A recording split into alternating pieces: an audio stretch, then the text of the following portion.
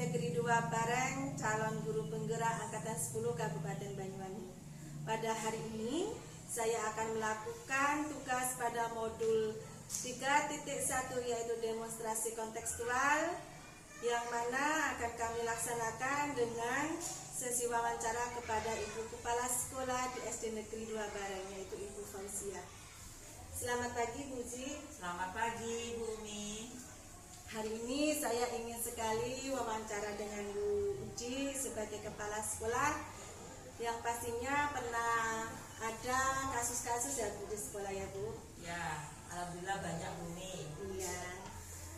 Terus yang banyak sekali pertanyaan yang akan kami ajukan kepada Bu Fauzia, di antaranya Bu Uci, selama ini yang jelas kita sebagai makhluk sosial adalah makhluk yang sering bersosial dengan orang lain, dengan guru-guru lain. Yang jelas pernah ada suatu masalah atau kasus. Kemudian yang akan saya tanyakan Bu Uci, selama ini bagaimana Bu Uci mengidentifikasi kasus-kasus yang merupakan dilema etika atau bujukan moral? Terima kasih Bu Umi. Selama ini, selama saya jadi guru pembelajaran, banyak dilema yang saya alami. Tentang dilema etika itu menurut saya adalah di mana suatu kejadian atau sesuatu yang keduanya itu sama-sama benar ini, tetapi saling bertentangan. Kalau bujukan moral itu di mana yang satu benar, yang satu salah. Seperti itu mungkin Bu. Iya Mas. Kemudian Bu Uci, selama ini bagaimana Bu Fauzia menjalankan pengambilan keputusan di sekolah tersebut, terutama untuk kasus-kasus di mana ada dua kepentingan yang sama-sama benar atau sama-sama mengandung nilai kebajikan? Kalau saya mengambil keputusan, kalau keduanya sama-sama benar, saya tidak bisa untuk mengambil keputusan itu langsung dulu. Saya harus dulu rembuk atau ngobrol dulu dengan teman-teman guru, masalahnya apa, saya jelaskan kepada mereka, terus saya cari kira-kira mana yang lebih bermanfaat dari kedua masalah tersebut atau mana yang lebih diutamakan. Jadi saya selalu rembuk atau kolaborasi kepada teman-teman. Kalau memang mereka nggak bisa, saya cari kayak mungkin senior dari mereka, saling tukar pikiran, mungkin dari situ nanti dapat menemukan solusi dari permasalahan tersebut. Bagus sekali nih Bu Uci, tetap berkolaborasi nih dalam mencari solusi tersebut. Kemudian Bu Uci, biasanya yang dilakukan Bu Uci, langkah-langkahnya itu atau prosedurnya yang biasa dilakukan selama ini itu apa Bu Uci? Bagaimana? Langkah-langkahnya, kalau yang pertama saya lihat dulu permasalahannya itu apa.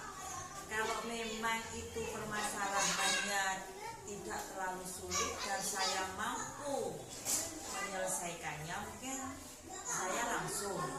Tapi kalau permasalahan itu menyangkut misalnya siswa atau wali murid, langkah yang saya lakukan pertama ngobrol. Tadi Ibu ini ya, ngobrol dengan teman-teman, ini ada permasalahan, terus saya minta pendapat mereka. Yang kedua, yang ketiga, yaitu dari pendapat mereka itu mungkin saya ambil kesimpulan. Saya terus baru melangkah apa tindakan yang harus saya lakukan. Terus dari tindakan yang saya lakukan itu kira-kira efeknya atau akibatnya itu mana yang lebih sedikit apabila saya mengambil tindakan tersebut, keputusan tersebut. Apakah merugikan orang banyak atau bagaimana atau menguntungkan, itu yang selalu menjadi pertimbangan saya. Berarti diutamakan dampak yang positif yang jelas ya Bu Uci. Ya, tentu dampak yang positif terutama bagi siswa. Terima kasih. Kemudian selanjutnya Bu Uci, hal-hal apa saja yang selama ini Bu Uci anggap efektif dalam pengambilan keputusan pada kasus-kasus dilema etika tersebut? Yang sangat efektif yaitu tadi Bumi, selalu berkolaborasi dengan guru ataupun dengan wali murid.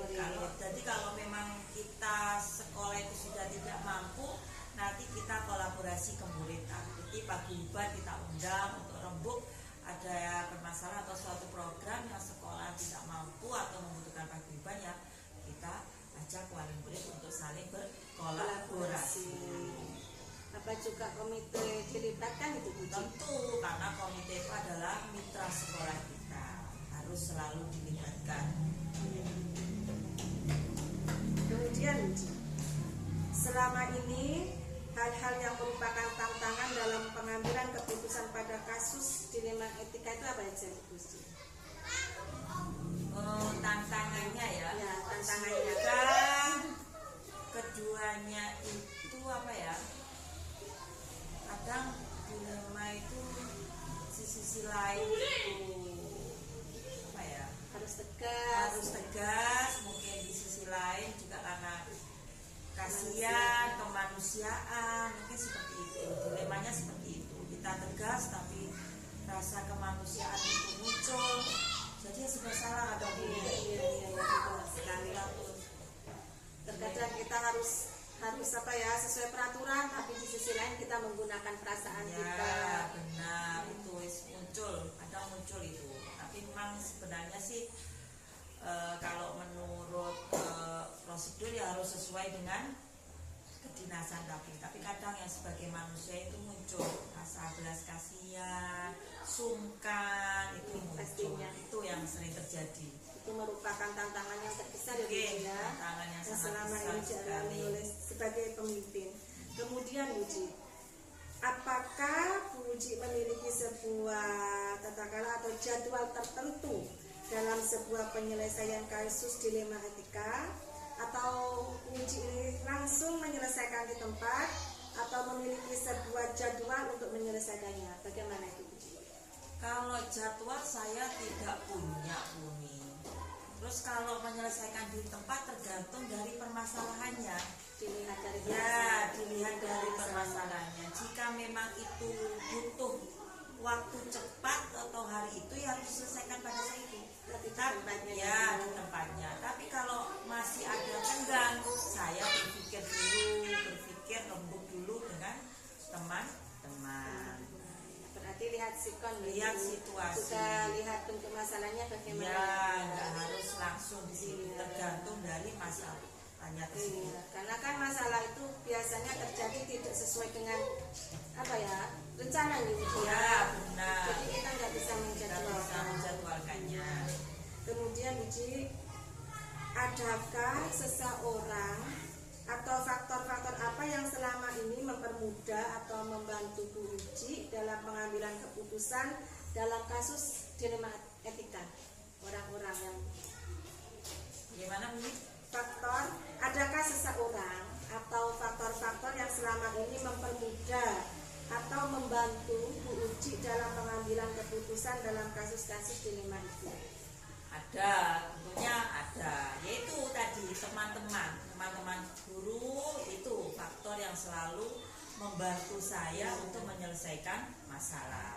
Dan orang tersebut ya Bu, yang mungkin ya, yang punya masalah tersebut ya, bisa terbuka, ya, itu juga bisa sangat mempermudah saya untuk menyelesaikan masalah. Berarti faktor-faktor tersebut ya teman sejawat, terus dari wali murid juga kadang bisa membantu. Nggak selalu Bumi, tergantung dari permasalahan tersebut. Tingkat kesulitan mungkin ya Bu. Ya, tingkat kesulitannya itu apa.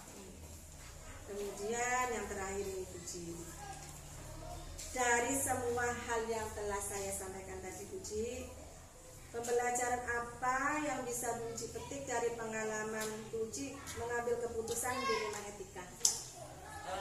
Pelajaran yang selama ini saya petik Bu, kita itu tidak bisa menyelesaikan masalah itu secara sendiri, harus setidaknya harus lembut, tidak boleh meninggalkan teman kita sejauh atau lingkungan yang ada di sekitar kita. Kadang keputusan kita itu belum tentu baik bagi orang lain. Jadi perlu atau pentingnya masukan, kritikan, saran, dan kolaborasi dengan semua pihak, baik dari dewan guru, bisa saja dari murid atau dari wali murid.